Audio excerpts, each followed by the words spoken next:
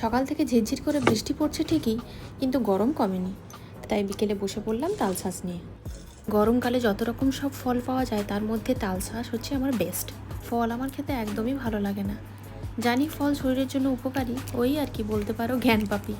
শরীরের জন্য উপকারী জেনেও খাই না, কিন্তু তালশাঁস ছাড়া যাবে না। তালশাঁস খেতে তো ভীষণ ভালো লাগে, কিন্তু ছাড়াতেই মুশকিল। কিন্তু আমি দেখেছি এই চামচ দিয়ে ছাড়ালে ভীষণ সুবিধাও হয় আর তাড়াতাড়ি ছাড়ানোও হয়ে যায়, আর তালশাঁসগুলো ফেটেও যায় না। তালশাঁস ফেটে গেলে খাওয়ার সেই মজাটা থাকে না, কি বলো? একটা একটা তালশাঁস ছাড়িয়ে খেতে ভীষণ বিরক্ত লাগে। তাই ভাবলাম সবগুলো আগে ভালো করে ছাড়িয়ে নিই, তারপরে খাওয়া যাবে।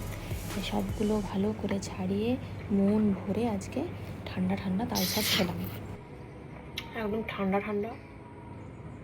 লাস্ট